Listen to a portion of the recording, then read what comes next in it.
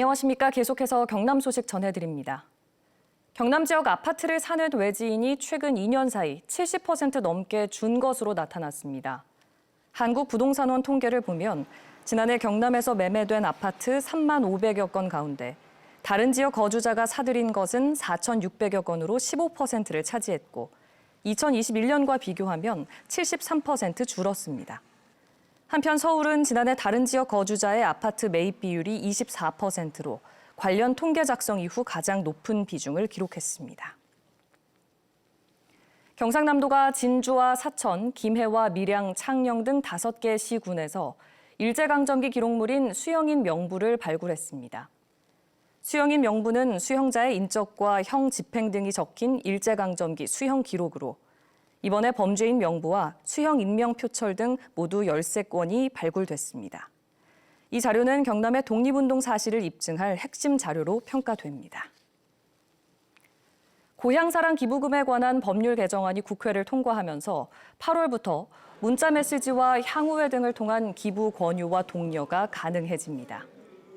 이번 개정안에는 기존에 금지했던 문자 메시지와 사적 모임을 통한 기부 권유, 독려 행위를 허용하고 기부자가 기부금이 사용될 사업을 선택하는 지정 기부의 근거가 마련됐습니다.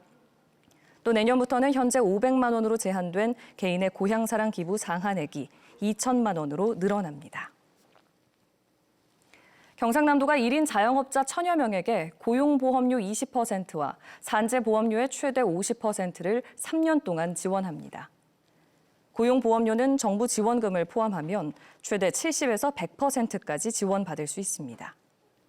지원 대상은 경남에 사업장을 둔 1인 자영업자 가운데 자영업자 고용보험이나 중소기업 사업주 산재보험에 가입한 경우입니다. 경상남도가 오는 26일 의무 5급 원서 접수를 시작으로 올해 말까지 4차례에 걸쳐 공무원 1,020명을 뽑습니다. 채용 규모는 경상남도 53명, 18개 시군 953명, 시군의회 16명입니다.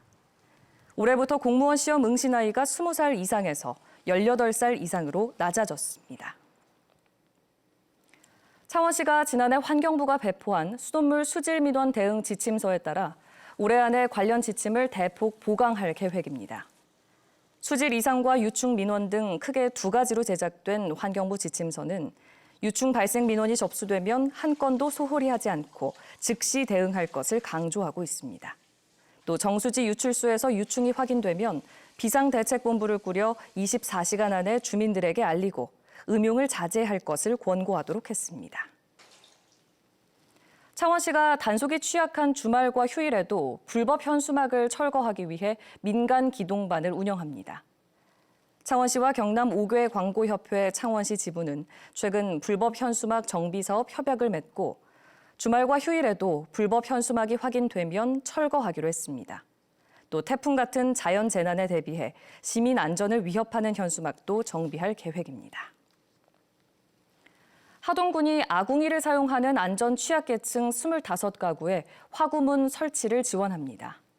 또 아궁이 주변 화재 요인을 제거하고 화재 예방 교육도 함께할 계획입니다.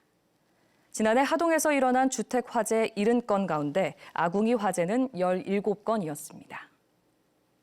지금까지 경남 소식 전해드렸습니다.